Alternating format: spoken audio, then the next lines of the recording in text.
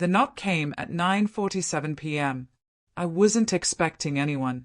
At 7:02, people stopped dropping by unannounced. My arthritis made getting to the door slow, each step a negotiation with my joints. Rain hammered the roof, the kind of spring storm that flooded basements in Willow Springs. Through the peephole, I saw a young man, maybe 25, soaked through, dark hair plastered to his forehead. He wasn't holding a package or clipboard, just standing there, shaking. I cracked the door. "Can I help you?" He looked at me like he'd seen a ghost. Water dripped from his jacket onto my porch. His eyes, God, those eyes, they were David's eyes. The same green, the same shape. "Mrs. Foster." His voice cracked. "Miriam Foster." My chest tightened. Nobody called me that anymore. "Who are you?" He reached into his pocket, pulled out something small. A brass key, old, tarnished, the kind that opens a padlock, not a door. "My father asked me to give this to you before he died." The world tilted. I gripped the door frame. "Your father?" "Eric Foster." He swallowed hard. "He said you'd know what this opens. He said to tell you he's sorry. For everything." I hadn't heard my son's name spoken out loud in years.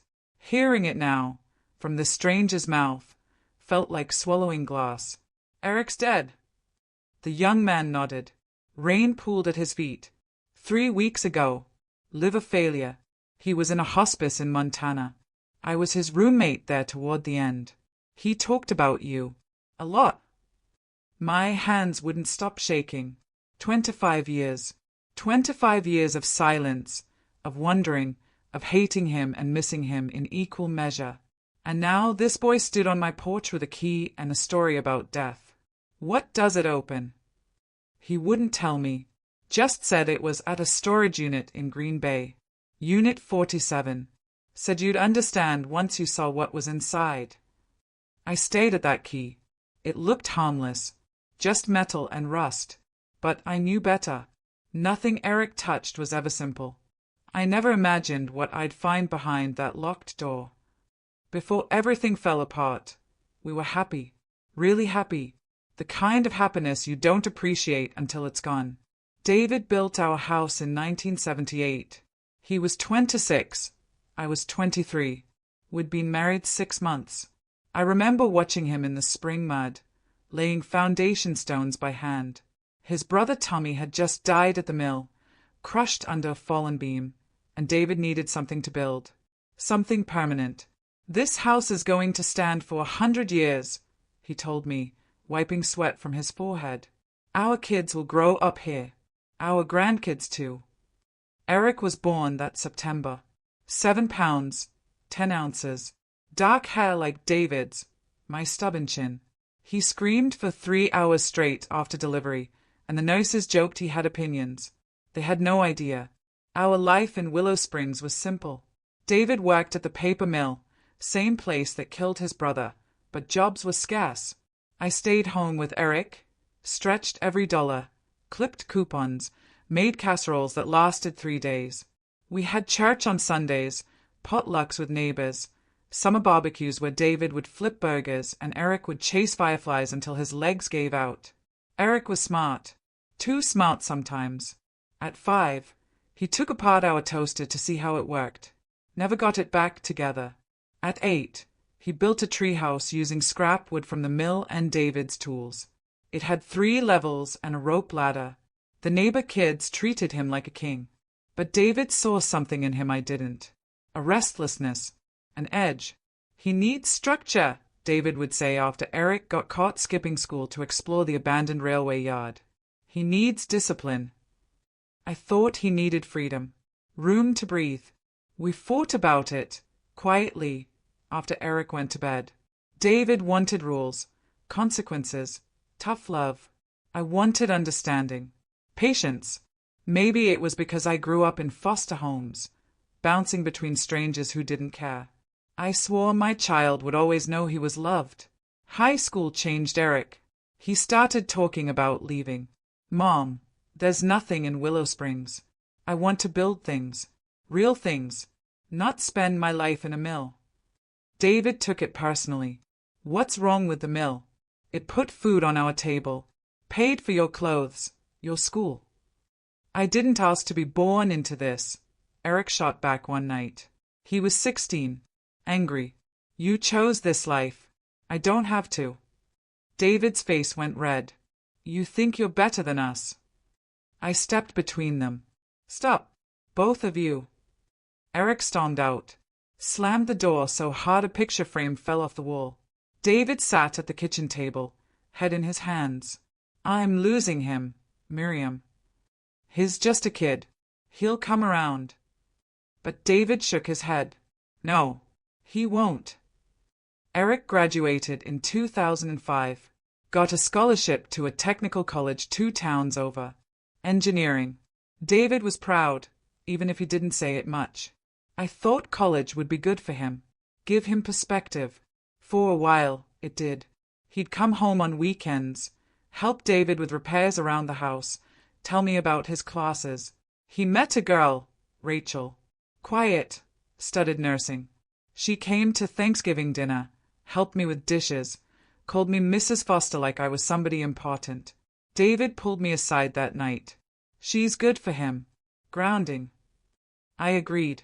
For the first time in years, it felt like we were on the same page about our son. Then Eric's sophomore year, things shifted. He started missing family dinners. When he did show up, he looked tired, thinner. His eyes had this hollow look I recognized from my own childhood, the look of someone hiding something. You okay, honey? I asked one Sunday after church. I'm fine, Mom. Just busy with school. But I knew better. Mothers always know. Rachel stopped coming around. When I asked Eric about her, he changed the subject. David noticed too.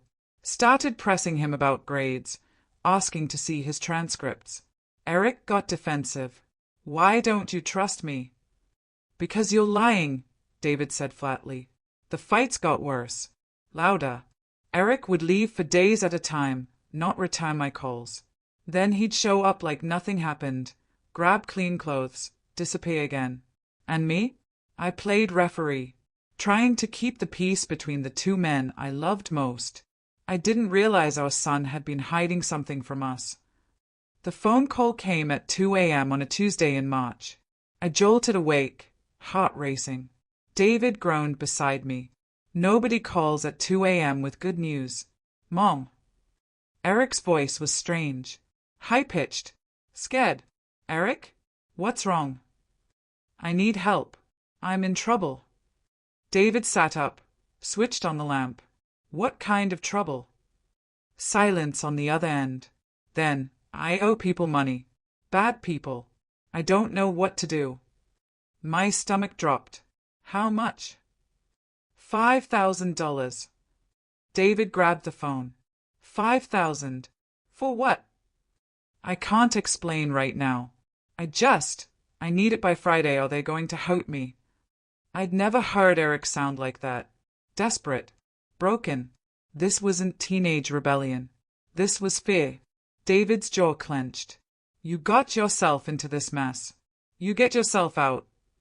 David, I reached for the phone. No. He hung up. We didn't sleep the rest of that night. I lay there staring at the ceiling, listening to David's angry breathing. At dawn, I called Eric back. He didn't answer. I left 3 voicemails, sent text messages. Nothing. 2 days later, he showed up at our door. He looked awful, unshaven, bags under his eyes, wearing the same clothes from weeks ago. I'm sorry, he said. I'm so sorry. I pulled him inside, made him sit at the kitchen table, fixed him eggs and toast. He ate like he hadn't seen food in days. Tell me what happened. He stared at his plate. I dropped out of school last semester. Lost my scholarship. I was trying to start a business with some guys from class. We needed capital. I borrowed money from the wrong people. My heart broke. Why didn't you tell us? Because I was ashamed. His voice cracked. Dad was right. I thought I was better than everyone here. Thought I could make it big. I'm just a screw-up. David came home from his shift and found Eric at our table. They stared at each other for a long moment. You done feeling sorry for yourself? David asked. Eric nodded. Then get cleaned up. You start at the mill Monday. Entry level. I talked to my supervisor. He'll give you a shot. Something in me relaxed. This was good. Eric was home. We'd get through this together. The next few months felt normal. Eric worked hard, came home tired, ate dinner with us. He even apologized to David properly, said he'd been disrespectful, said he understood now what hard work meant. David softened, started joking with him again, teaching him things about machinery and maintenance. They'd spend Saturdays working on David's truck, covered in grease, laughing about something I couldn't hear from the kitchen window. I thought we'd survive the worst. Then one evening in July, Eric came to me with a proposition. Mom, I've been thinking, what if I started a small contracting business? Dad and I could take on side projects, repairs, renovations. There's demand for it. People in town know Dad's work. I glanced at David, who was reading the paper in his chair. What do you think? David looked up. Could work. I've been getting asked to do odd jobs for years. Never had time. Eric leaned forward, excited now. I'd handle the business side, scheduling, billing, marketing. You'd do the actual work. We'd split profits. Eventually hire a crew. It sounded reasonable. Smart even. This was the Eric I remembered, ambitious, planning ahead. We'd need startup money, I said carefully. Not much. Maybe 15,000. For tools, permits, initial materials. David and I exchanged glances. We had that in savings. Barely. It was supposed to be for emergencies, for retirement. Let me think about it, David said. But Eric kept bringing it up. Showed us spreadsheets, projected earnings, testimonials from people who said they'd hire us. He seemed genuinely passionate. After 2 weeks, David made the decision. All right, we'll try it. But this is serious, Eric. This is our life savings. I know, Dad. I won't let you down. We transferred the money into a business account Eric set up. Joint names, Foster Family Contracting. It felt official, real, like we were investing in our future. Eric bought tools, printed business cards, started spreading word around town. For 3 weeks, everything seemed fine. Then the calls started coming. First from the bank. Mrs. Foster, your business account shows some unusual activity. Then from a supplier.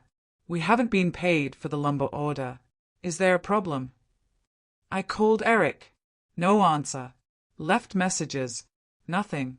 I drove to the apartment he'd rented downtown. The landlord said he hadn't been there in days. Left owing 2 months' rent. Panic set in. I logged into our bank accounts. Every single one was empty. Savings. Checking. The business account. Even the small retirement fund David had been building for 20 years. Gone. All of it. On our kitchen table was a note. Just 4 words written in Eric's handwriting. I'm sorry, Mom. I had to. He was our future, until the night it all vanished. I found the note at 6:13 a.m. Couldn't sleep. Hadn't slept since seeing those empty accounts on my laptop screen. I kept thinking there was a mistake, a glitch. Maybe I'd typed the wrong password. But morning light doesn't lie. I walked to Eric's room. The door stood half open. Inside, his bed was made. Closet empty except for wire hangers. Dresser drawers pulled out. Nothing but dust. Even his toothbrush was gone from the bathroom. On his pillow sat a folded piece of notebook paper. My hands shook as I picked it up. I'm sorry, Mom. I had to. That was it. 4 words. No explanation. No phone number. No forwarding address. 27 years of being his mother, reduced to 4 words on cheap paper. I sat on his bed. The mattress still smelled like him, that mix of Old Spice and motor oil. I wanted to scream, to throw things. to call the police and report him for theft. But my body just sat there, frozen. David's truck pulled into the driveway at 7:30. His shift had ended early. I heard his boots on the porch, the familiar jingle of his keys. "Miriam, you up?" I couldn't make my voice work. He found me in Eric's room, holding that note. One look at my face and he knew. What happened? I handed him the paper, watched his expression change from confusion to understanding to rage. "Where's he?" "Gone. Everything's gone, David. All of it." He grabbed his phone, dialed Eric's number. Straight to voicemail. He tried again. Again. On the fourth attempt, he threw the phone against the wall. It shattered. I trusted him. David's voice came out strangled. I gave him another chance. I believed. His sentence cut off. He grabbed his chest, face going pale. "David!" He stumbled backward, hit the door frame. I caught him as he went down, his weight nearly pulling me with him.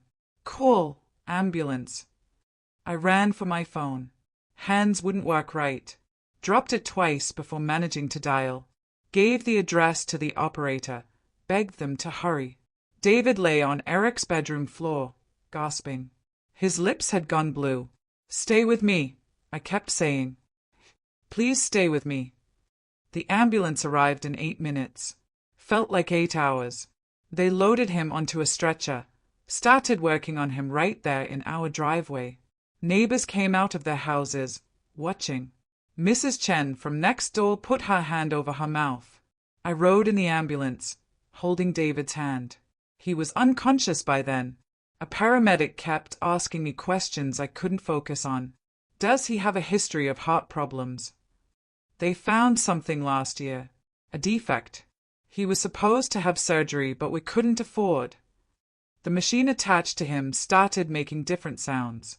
The paramedics moved faster. At the hospital, they rushed him into surgery. I sat in the waiting room for 6 hours. Called David's supervisor at the mill, who called David's friends. By noon, a dozen people filled that waiting room with me. Alan, David's best friend, brought me coffee. He's tough. He'll pull through. But I knew. Somehow, I knew. The doctor came out at 4:15 p.m. Her face told me everything before she spoke. We did everything we could. His heart gave out during surgery. The stress, combined with the pre-existing condition. I'm very sorry. The room spun. Someone caught me before I hit the floor. David died without ever waking up. Never got to say goodbye. Never got to hear me tell him I loved him one more time. Never got to see our son face consequences for what he'd done. The funeral was 3 days later. Half the town showed up. The mill shut down for 2 hours so everyone could attend. People brought casseroles, flowers, sympathy cards with handwritten notes. But they also brought whispers. I heard them in the church bathroom. Heard their son stole everything and ran. I always thought that boy was trouble. Poor Miriam. First her husband, now this. I wanted to defend Eric, to explain that he wasn't always like this. But what could I say? He'd stolen our life savings and disappeared. He'd killed his father. Maybe not directly, but the stress broke David's heart. That was on Eric. After they lowered David into the ground, after everyone went home, after the casseroles filled my fridge, I sat alone in our bedroom. Our bedroom, not mine. I couldn't think of it as just mine. I found the business cards Eric had printed. Foster family contracting. Our names together. I tore them into pieces, watching them fall like snow. My sister-in-law Linda stayed the first week. Helped me sort through paperwork, figure out what bills needed paying. When she saw the bank statements, she cried, "How are you going to manage?" I don't know. I started getting calls from creditors. David's medical bills from his heart tests, the mortgage, property taxes, Eric's unpaid rent, the suppliers he'd ordered materials from and never paid. Everyone wanted money I didn't have. At night, I'd lie in bed listening to the house settle. Every creak sounded like footsteps. Part of me hoped Eric would come home, beg forgiveness, explain everything. Part of me hoped he'd stay gone forever. I hired a lawyer to see if we could press charges. He said without knowing where Eric went, there wasn't much to do. File a police report, sure. But tracking him down would cost money I didn't have. After the funeral, I promised myself I'd never forgive him. But fate has strange ways. Year 1 was survival. I got a job at the public library. 22 hours a week, minimum wage, shelving books and helping people use the computers. It wasn't enough. Started cleaning houses on Saturdays. Mrs. Patterson paid me $40 to scrub her floors and dust her shelves. Then Mrs. Chen asked if I'd clean hers too. By March, I had 7 houses. My back hurt constantly. Arthritis was setting in, but I couldn't afford to see a doctor. Used ice packs and ibuprofen and kept moving. The nightmares started around month 3. Same dream every time, David standing in our bedroom doorway, asking where Eric was. I'd tell him Eric was gone, and he'd shake his head like I was lying. Then he'd clutch his chest and collapse. I'd wake up gasping. People in town tried to be kind. The church started leaving grocery bags on my porch. Canned goods, rice, pasta. At first, I was grateful. Then I realized I'd become that person. The charity case. The woman everyone pitied. I stopped going to church. Year 2, the police came by. Said they'd gotten a tip that Eric had been spotted in Michigan, working construction under a different name. I gave them a photo. They said they'd look into it. Nothing came of it. Year 3, I hired a private investigator. Cost me $600 I scraped together by selling David's tools. The PI worked for 2 months, made some calls, checked databases. Your son doesn't want to be found, he told me. He's either using fake identification or he's somewhere off the grid. I'm sorry, Mrs. Foster. $600 for nothing. Year 4, I stopped hoping. Boxed up Eric's remaining things, yearbooks, old drawings, a baseball glove David had bought him. Put the box in the attic. Out of sight. Linda asked if I wanted to sell the house. It's too big for one person. Too many memories. But this house was David's. He'd built it with his hands. Leaving felt like abandoning him all over again. Year 5, I turned 52. Celebrated alone with a slice of grocery store cake. The house was quiet. Too quiet. I started leaving the TV on at night just to hear voices.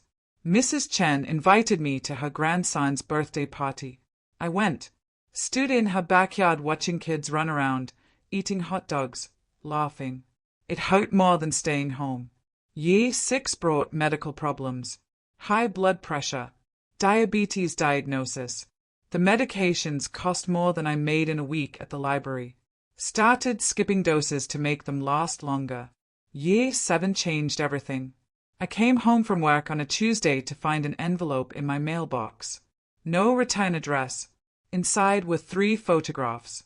Eric, older, thinner, standing in front of what looked like an oil rig, ocean visible behind him. He wore a hard hat, work boots, safety vest. He looked tired, weathered, but alive. My hands shook so badly I dropped the photos, picked them up, stared at them until my eyes burned. On the back of one, written in his handwriting, I'm trying. Trying what? To make money? To survive? To come home? I called the library, told them I was sick. Spent the rest of the day staring at those pictures. He looked so different. The boy I'd raised was gone. This was a man I didn't recognize. I wanted to hate him. Wanted to tear those photos into pieces like I'd torn his business cards. But I couldn't, because seeing proof he was alive made my chest ache with something I'd buried, hope. I showed the photos to Linda. She held them carefully, like they might break. What are you going to do? I don't know. He's reaching out, Miriam. Maybe he wants forgiveness. He doesn't deserve it. But I kept those photos, put them in a drawer beside my bed. Some nights I'd take them out, study his face, wonder what he'd been doing for 7 years. Year 8 passed quietly. No more photos. No more signs. I convinced myself I'd imagined the whole thing. Year 9 brought pneumonia. I ended up in the hospital for 5 days. When I got home, there were more medical bills. The woman at billing looked at me with sympathy when I asked about payment plans. "We can work something out," she said, but we both knew I'd be paying those bills until I died. Year 10 arrived with snow. My 57th birthday. I bought myself a cupcake from the bakery. Single chocolate with vanilla frosting. Sat at the kitchen table, same spot where Eric had told me about his business idea. Where David used to read the paper every morning. Where we'd been a family once. I lit the candle, made a wish, blew it out. Then I cried. Real crying. The kind that comes from deep inside, where you've been storing everything for years. When I finished, I washed my face, threw the cupcake away, and made a decision. I had to let Eric go. Had to stop hoping. Had to accept that my son was gone and probably wasn't coming back. I thought I'd buried my hope. Then the letters started coming. Year 15 hit me like a truck. The letter from the bank arrived in January. Red print across the top. Final notice of foreclosure. I'd missed 4 mortgage payments. Not because I forgot. I just didn't have the money. Medical bills from a fall I'd taken in November ate everything. I'd fractured my wrist, needed x-rays, a cast, follow-up appointments. Now the bank wanted $18,000 in 3 months, or they'd take the house. $18,000. Might as well have been $1 million. I sat at the kitchen table reading that letter over and over, like the words might change if I stayed long enough. They didn't. Linda came over when I called. She looked at the numbers, did some math, shook her head. Even if you worked every day, you couldn't make this. I know. You could apply for assistance. There are programs. I've tried. I make too much for help, but not enough to live. She squeezed my hand. I wish I could help. But Michael's medical expenses. Her husband had cancer. Stage 3. They were drowning too. I know. Don't worry about it. But I was worried. Terrified. Actually, I started selling furniture. The dining room table David built. $200. His toolbox, $50. My wedding china, $35. People from town would come by, poke through my life, offer insulting amounts. "This couch is pretty worn," one woman said. "I'll give you $20. It was worth $200 when we bought it, but $20 was $20. By March, I'd raised $3,000. Nowhere near enough. The church organized a fundraiser. I hated being the recipient, but what choice did I have? They collected $4,000 more. Still not enough. April came with spring rain. I'd wake up at 3 in the morning, brain spinning through impossible math. 4 to 7 years old when David died. 6 to 2 now. Too old to start over. Too young to give up. One Tuesday night, I was washing dishes when I saw him. A figure standing across the street. Just standing there in the dark. Tall. Watching my house. My heart jumped. I stepped back from the window, turned off the kitchen light, peeked through the curtains. Still there. Not moving. I grabbed my phone, ready to call 911. But then the figure stepped into the streetlight. Young. Maybe mid-20s. Dark jacket. Hands in pockets. He looked up at my window. Our eyes met for just a second. Then he turned and walked away. I didn't sleep that night. Next morning, I found an envelope wedged under my front door. No name. Just a white envelope. Inside was $500 in cash. All 20s. And a note written on torn notebook paper. More coming. Stay strong. E. My legs gave out. I sat right there on the porch, holding that money, reading those 3 words. He was here. In Willow Springs, watching me.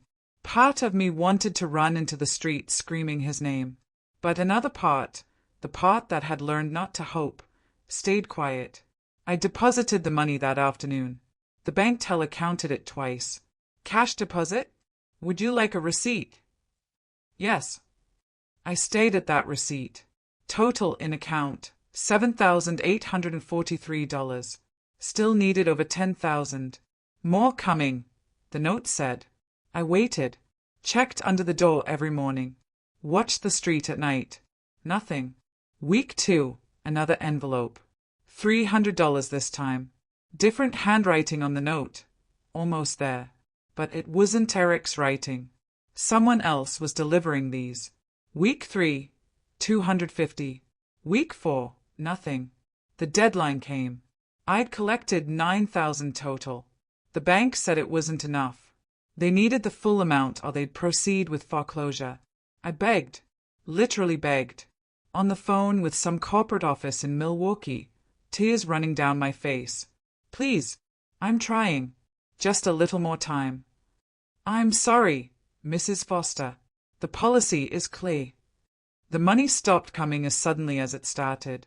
No more envelopes. No more figures watching from across the street. I hired a local lawyer with my last $200. He looked at everything, sighed. I can delay this maybe 60 days. That's it. Those 60 days passed like seconds. The eviction notice came in June. I had 30 days to vacate. 30 days to pack up 40 years of life. 30 days to leave the house David built with his hands. I walked through each room, touching walls, remembering. The kitchen where Eric took his first steps. The bedroom where David died. The porch where we'd sit on summer evenings, planning our future. All of it, gone. The money stopped coming as suddenly as it started. And I lost everything anyway. I moved into a one-bedroom apartment above the hardware store. 600 square feet. Paper-thin walls. I could hear my neighbor's TV through the bathroom. It wasn't home. Would never be home. The moving truck took 3 hours to pack up 40 years.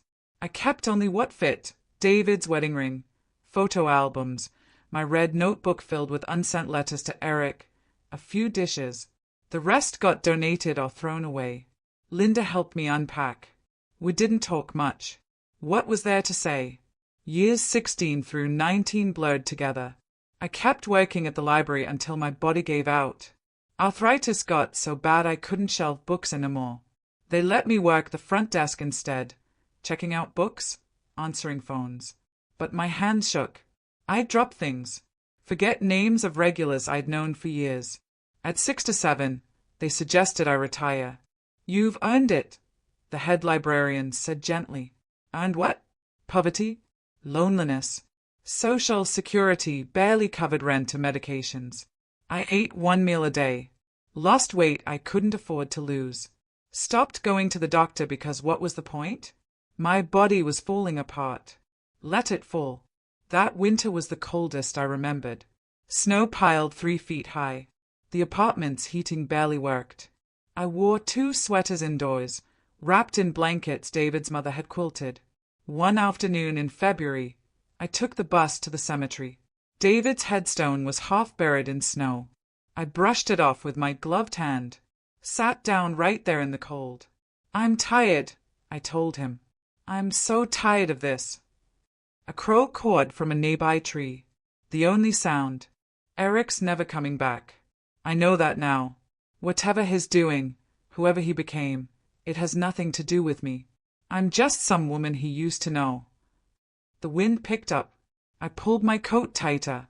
I wanted grandkids, David. Wanted to grow old with you. Wanted to see Eric turn into a good man like his father. But none of that happened. And I don't know how to keep going. I traced his name on the stone. David Michael Foster. Beloved husband and father. Father. Eric never deserved that title carved next to his name. I'm ready to let go, I whispered.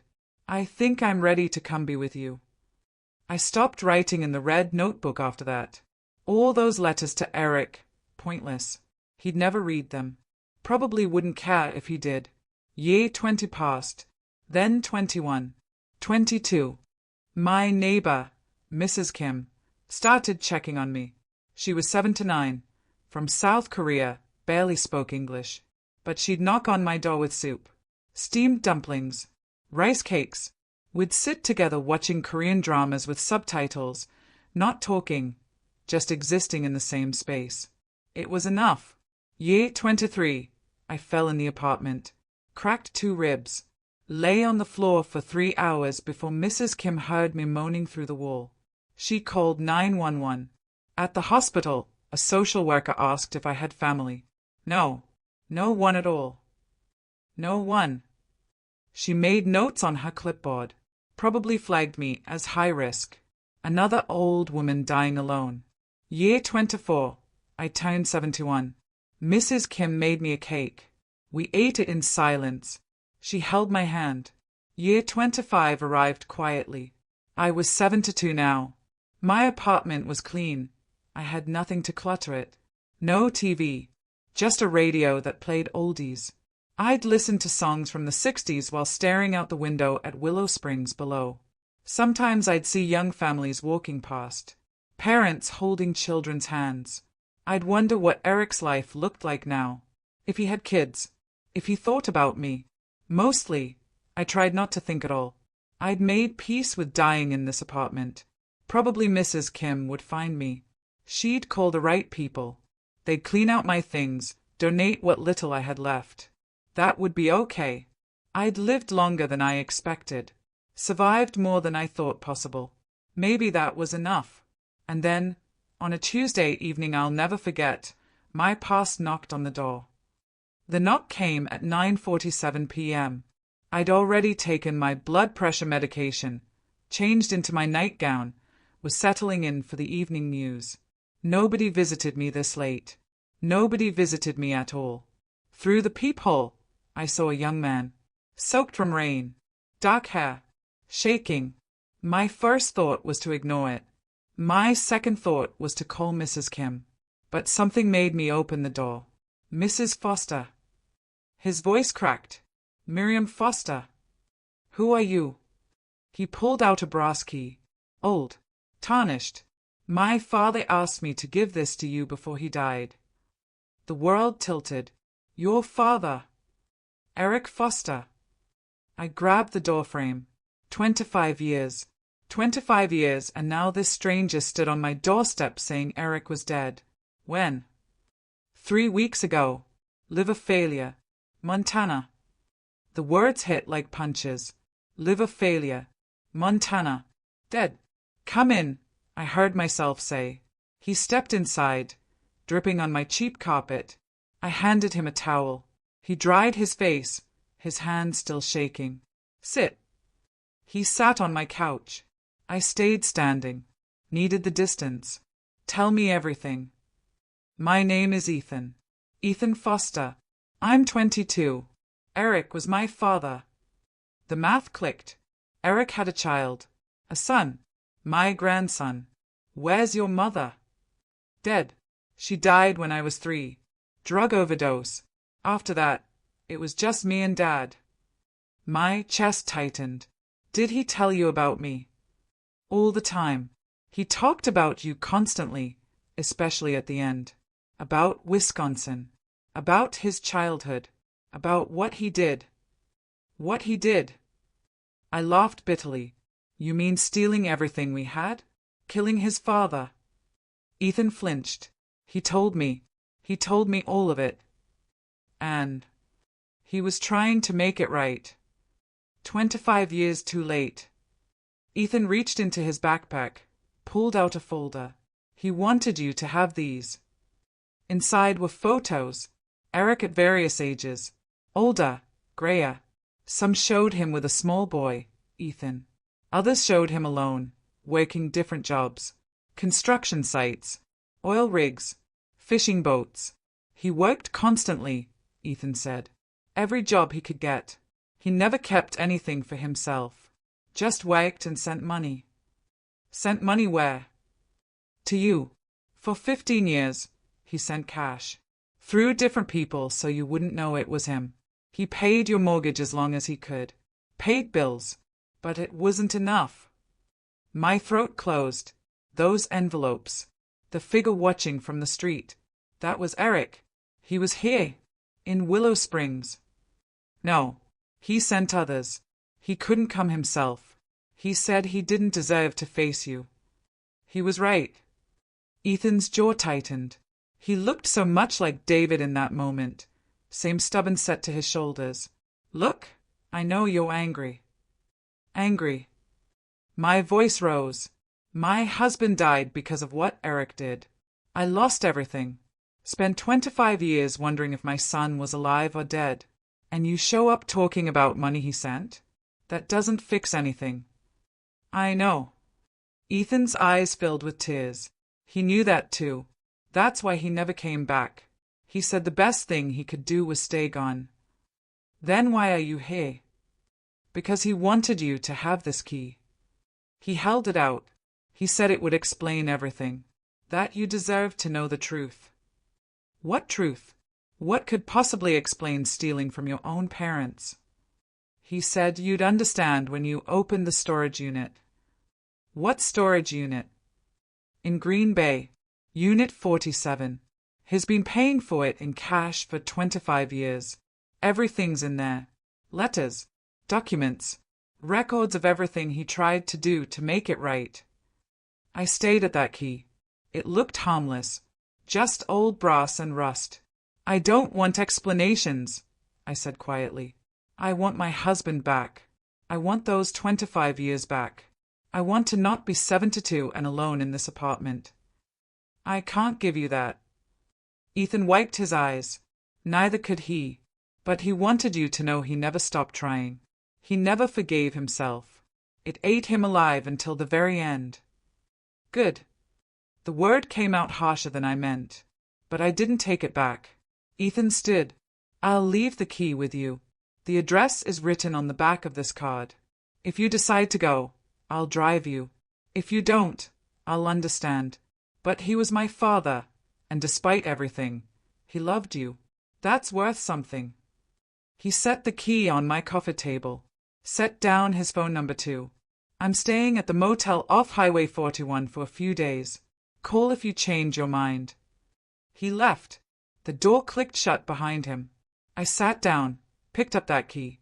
On the back, written in Eric's handwriting, Unit 47, Green Bay Storage, 2847 Riverside Drive. My grandson. I had a grandson. A 22-year-old young man who'd lost his mother at 3, his father at 22. Who'd grown up hearing stories about a grandmother he'd never met. I looked at the photos Ethan had left. Found one of Eric holding baby Ethan. Eric looked exhausted but happy, like he'd found something worth living for. Part of me wanted to throw it all away. Burn that key. Never think about Eric again. But another part, the part that had kept those photos he sent, that had written all those letters, that part couldn't let go. But something in his eyes looked just like Eric's, and I couldn't turn him away. I called Ethan the next morning. I want to see it. He picked me up an hour later in a beat-up Toyota. The drive to Green Bay took 90 minutes. We didn't talk much. What was there to say? The storage facility sat on the edge of an industrial zone. Rows of identical orange units, numbered with fading paint. The office was a small trailer with a flickering neon sign. Inside, an older man sat behind a desk covered in coffee cups and paperwork.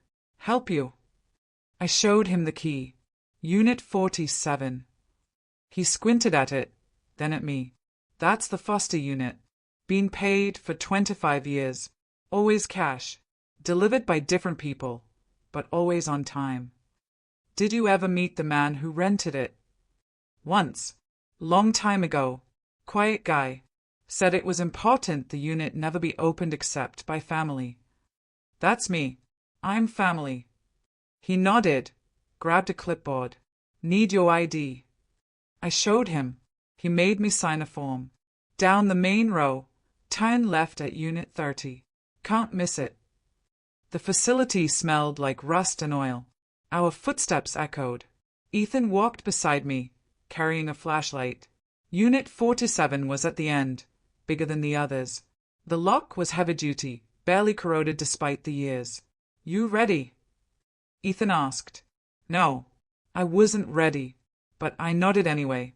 The key turned easily. The lock clicked open. Ethan pulled up the metal door. It screeched. Inside was darkness. He flicked on the flashlight. The beam cut through dust particles floating in the air. The unit was full. Stacks of cardboard boxes lined the walls. A desk sat in the corner, covered in files. Metal filing cabinets. A chair. Papers everywhere. "What is all this?" I whispered. We stepped inside. Ethan pulled the chain on an overhead light. It flickered on. The first thing I saw was a wall covered in photos. Pictures of me, of David, of our house. Some were old, from before Eric left. Others were recent, taken from a distance. Me walking to the library. Me at the grocery store. Me sitting on a bench feeding pigeons. He'd been watching me for years.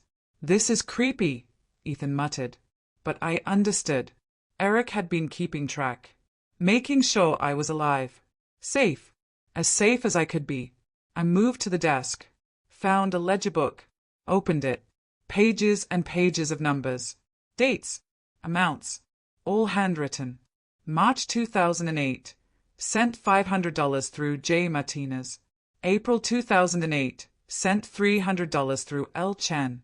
May 2008. Sent $400 through T. Williams. The entries went on for years. Hundreds of them. Maybe thousands. "He sent over $200,000, I said, voice shaking. Ethan looked over my shoulder. He worked 3 jobs most years. Slept 4 hours a night. Everything he made, he sent to you. But I lost the house anyway. Because he couldn't send enough. He tried.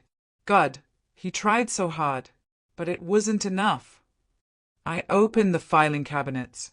Found folders labeled by year. Medical records showing Eric's declining health. Liver disease. Started in 2015.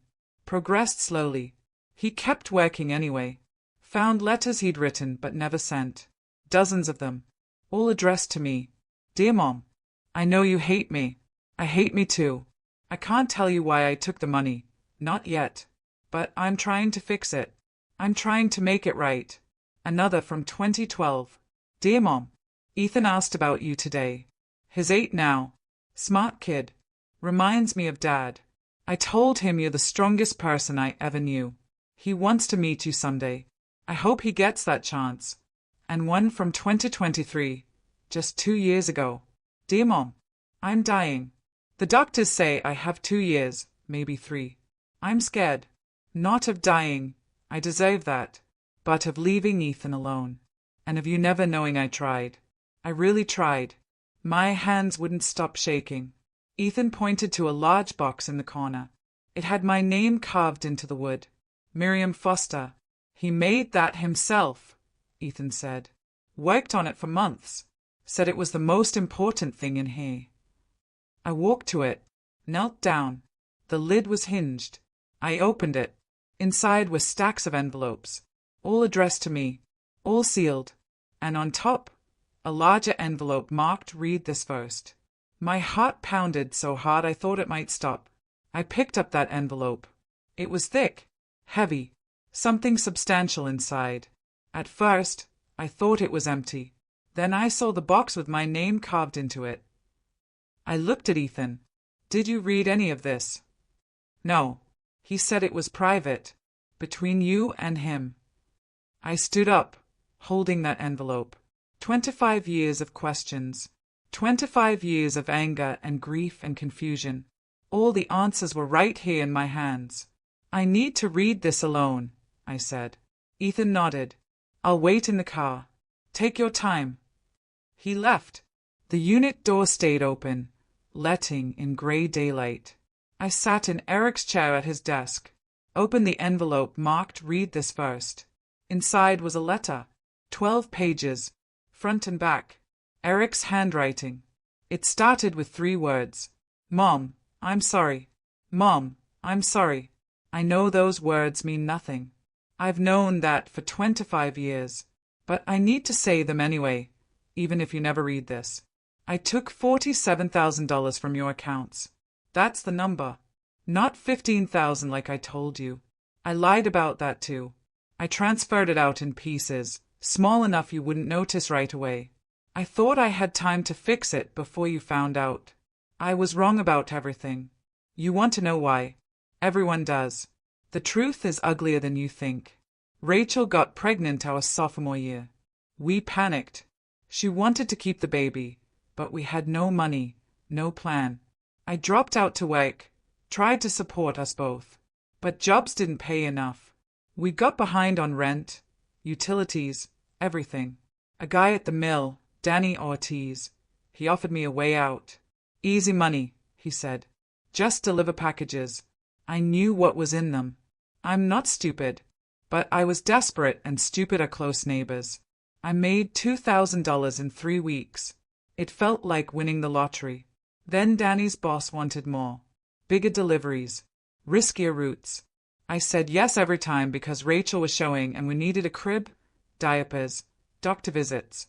The night I called you from that payphone, I wasn't lying about owing bad people money. I'd lost a shipment. Cops pulled me over. I ran, left the drugs in the car. Danny's boss said I owed him $20,000 for the lost product. He gave me 2 weeks. That's why I came home. That's why I asked Dad for a job. I thought if I worked, kept my head down, maybe I could earn it back slowly. But 2 weeks isn't slow. It's fast. It's panic. Rachel had Ethan 3 months later. He was born at 2:17 a.m. on a Thursday. 7 pounds, 9 ounces. Perfect. When the nurse put him in my arms, I cried. Not happy tears, scared tears. Because I knew men like Danny's boss don't wait for babies to grow up. I asked you for the business money because I thought I could triple it. Flip it somehow. Make enough to pay everyone back and still give you profit. I'd heard about offshore construction work paying 6 figures. All I needed was cash up front for certifications, travel, equipment. I took your money and bought a bus ticket to Texas. I didn't say goodbye to Rachel. Didn't say goodbye to Ethan. Just left them with her mother and vanished. The certifications were real. The offshore work was real. But it didn't pay 6 figures. It paid decent. $30,000 a year. Hard, dangerous work. 12-hour shifts on oil rigs in the Gulf of Mexico.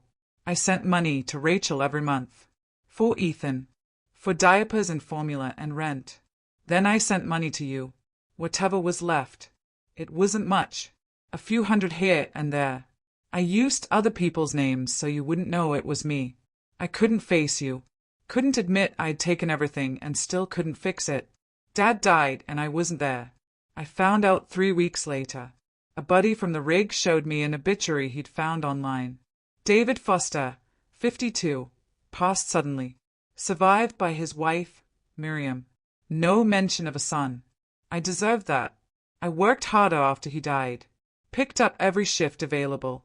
Slept 4 hours a night. Sent more money. But it wasn't enough. It's never enough when you've destroyed everything. Rachel overdosed when Ethan was 3. Pills and vodka. Her mother found her. Called me screaming.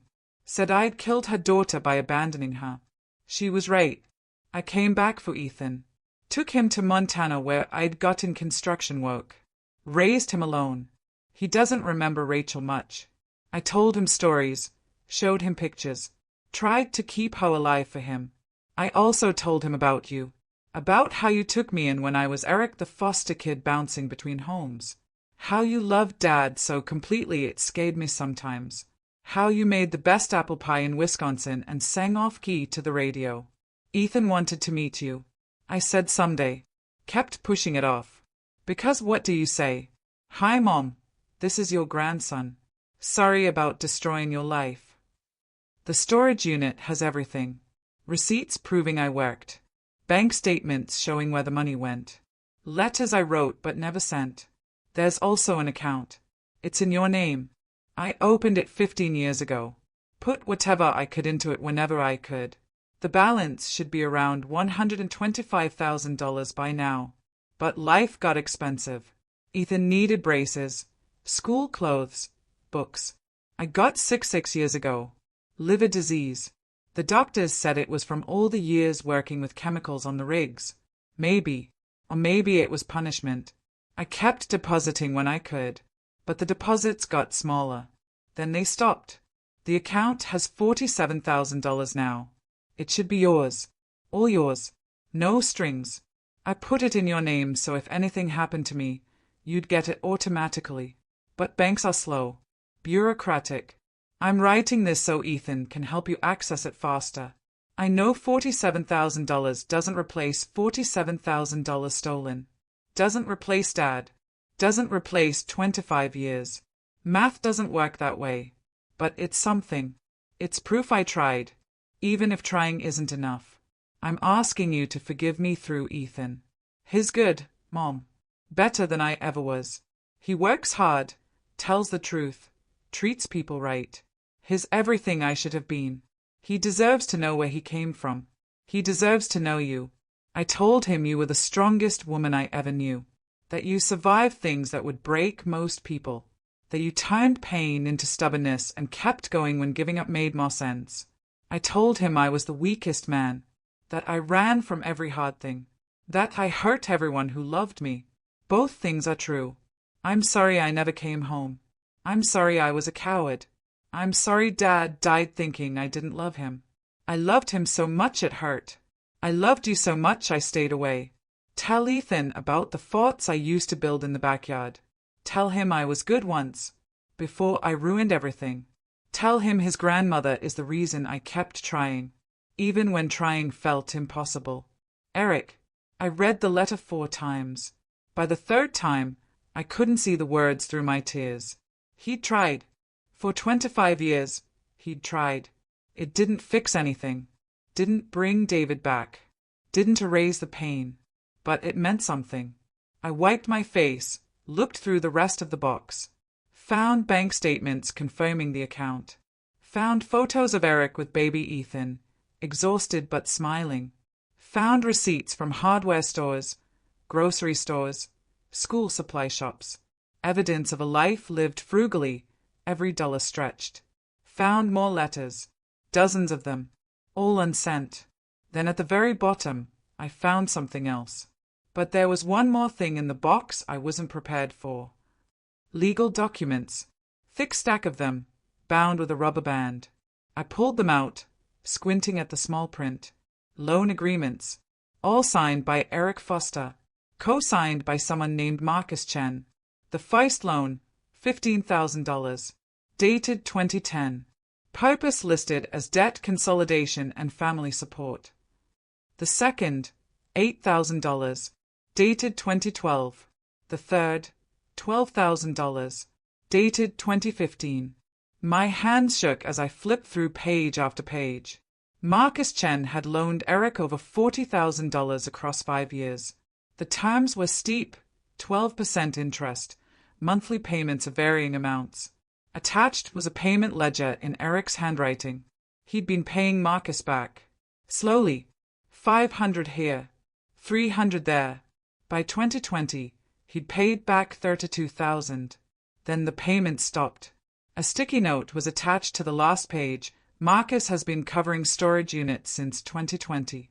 Owes $8,000 in back payments plus original loan balance. I did the math. Eric still owed around $30,000 when he died. A business card fell from the documents. Marcus Chen. Import, export consultant. A phone number with a Montana area code. My chest tightened. I heard footsteps. Ethan stood in the doorway. You okay? Who's Marcus Chen? His face changed. Guilt. Fear. Dad's friend. They worked together on the rigs for years. Marcus helped him when things got bad. How bad? Ethan stepped inside, sat on one of the boxes. Marcus loaned Dad money when I needed surgery. When I was 10, I broke my arm falling off a bike. No insurance. Marcus paid the hospital bill up front, said Dad could pay him back whenever. And did he? Some. Not all. When Dad got sick, he couldn't work as much. Marcus started covering the storage unit. Kept it paid for 4 years. Out of kindness. Ethan's silence answered. He wants his money back, I said flatly. He's been calling me. A lot. Says Dad made promises.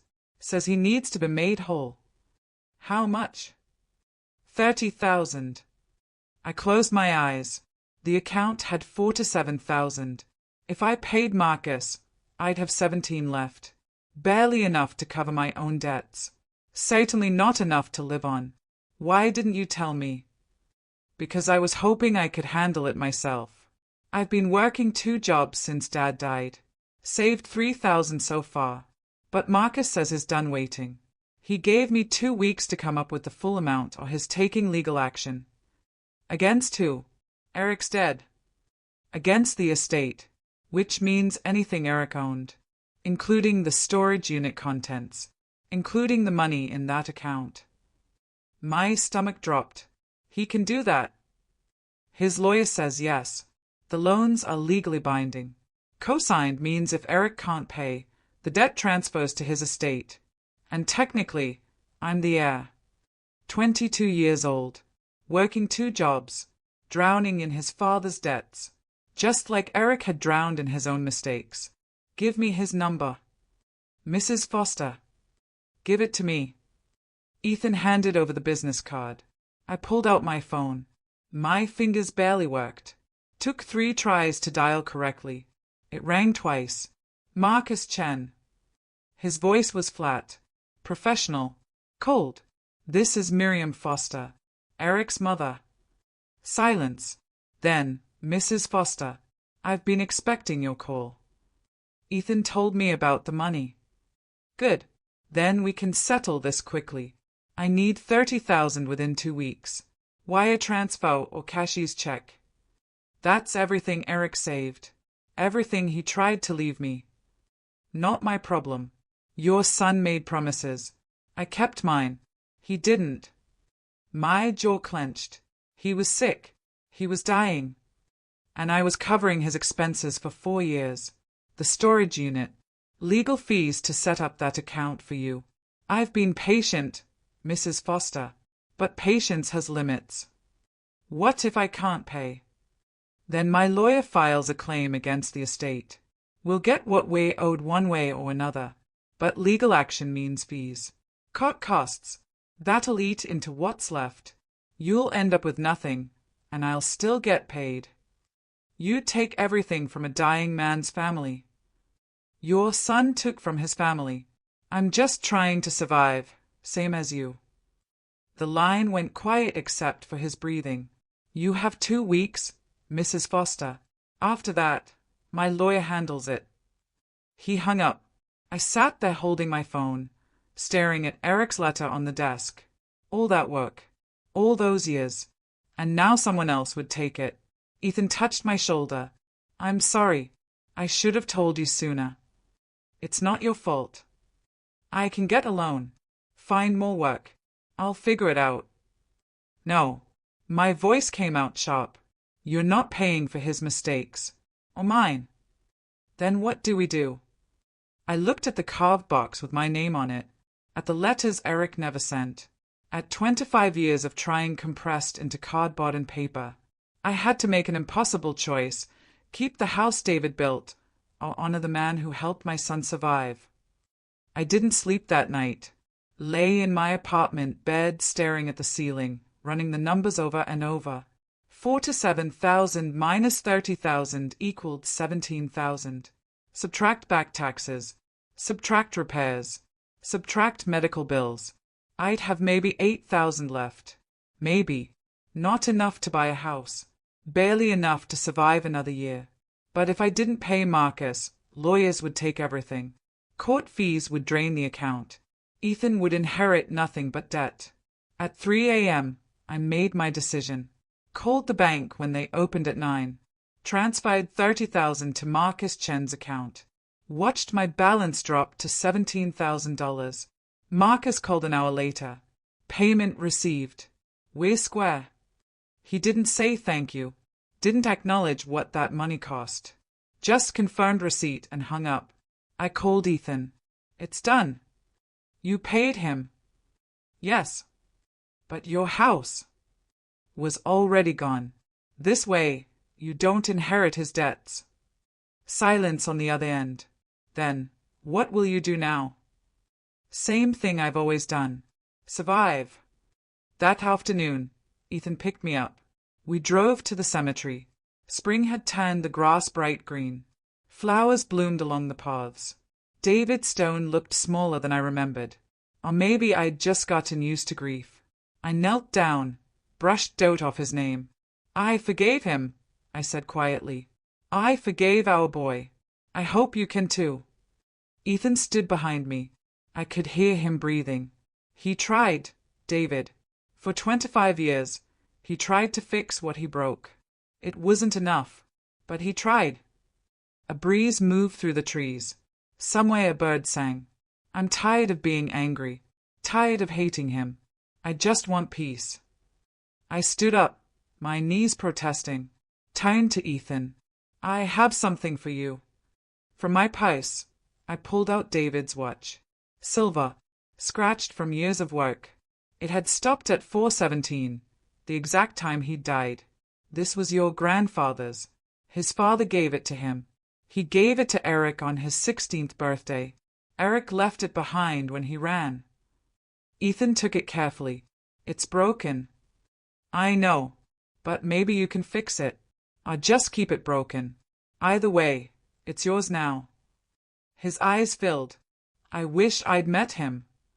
Me too. He would have loved you. Probably spoiled you with woodworking projects and terrible jokes. Ethan smiled. Dad said Grandpa built your house with his hands. He did. Every nail, every board. It was his gift to me. And now you're losing it. I lost it years ago. The bank just made it official. I touched the watch in his hands. But this survives. You survive. That's what matters. We stood there for a while, not talking, just existing together in the space between grief and acceptance. Finally, Ethan asked, "What will you do now? Really?" I thought about my apartment above the hardware store, about Mrs. Kim's dumplings, about the library job I'd retired from, about 72 years of surviving impossible things. Find a smaller place, something I can afford. Maybe get a part-time job if my hands cooperate. I've stretched $8,000 before. I can do it again. You could live with me. I've got a 2-bedroom in Billings. It's small, but... No. I touched his cheek. You're 22. You need to build your own life, not take care of an old woman. You're not. I am. And that's okay. Old doesn't mean helpless. He smiled sadly. Dad said you were stubborn. He was right about that. We walked back to the car. Ethan drove me home. Before I got out, he hugged me. Really hugged me. The kind of hug that says everything words can't. I'll visit, he promised. Every few months. More if I can. I'd like that. I watched him drive away. Stood on the sidewalk until his tail lights disappeared. Then I climbed the stairs to my apartment. Mrs. Kim's door opened. You okay? She asked in broken English. I will be. She nodded. I make soup. You eat. Okay. Inside my apartment, I sat at the table, pulled out Eric's letter, read it one more time. Then I folded it carefully, put it in my drawer next to the photos he'd sent. 25 years of questions, finally answered. It didn't fix everything, but it was enough. 6 months later, I signed the papers. The house sold for $92,000.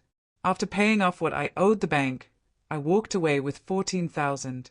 Combined with what I had left from Eric's account, I had enough for a fresh start. Not the start I'd imagined at 72, but a start nonetheless.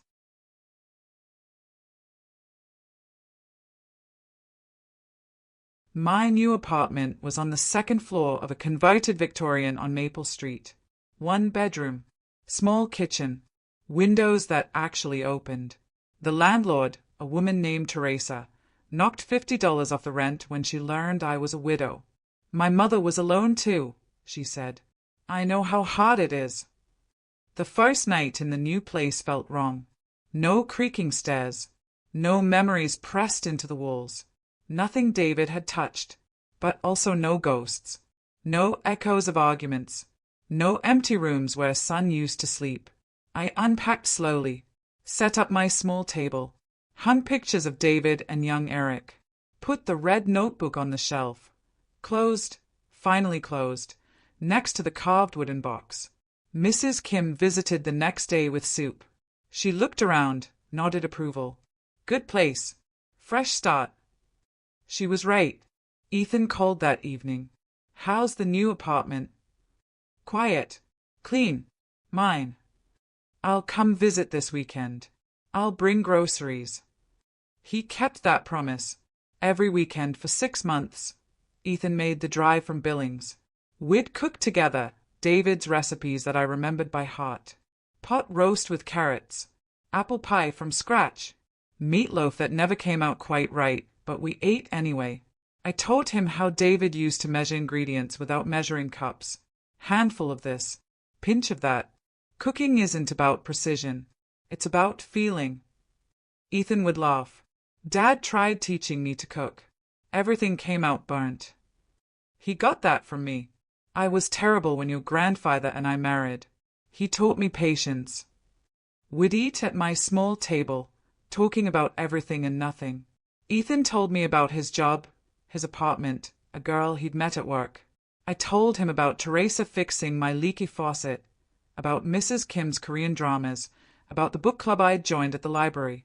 Normal things. Simple things. The things I'd lost for 25 years. One Saturday, Ethan brought David's watch. I got it fixed. Jeweler said it's from the 40s. Worth keeping. The hands moved now, ticking steadily. 2:17 p.m. It's beautiful, I said.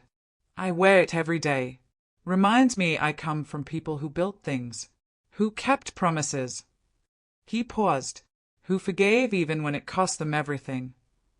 My throat tightened. Your grandfather would be proud of you. Would he be proud of Dad?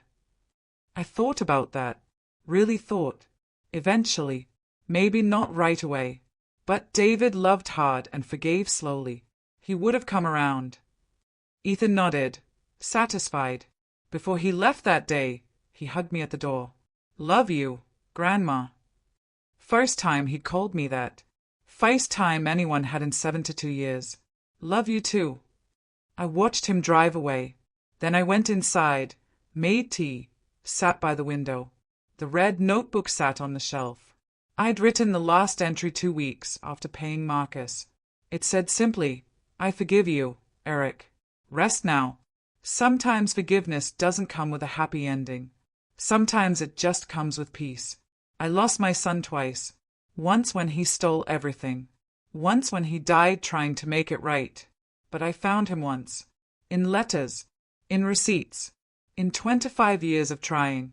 And I found Ethan. My grandson. My second chance. That has to be enough. Because enough is all we get sometimes. And I've learned that enough, when it's filled with love and forgiveness and Saturday dinners, is more than most people ever have. Would you have paid the debt? Or kept the house? Tell me in the comments. If this story moved you, stay tuned. Our next story proves that some secrets are better left buried. And don't forget to hit that subscribe button.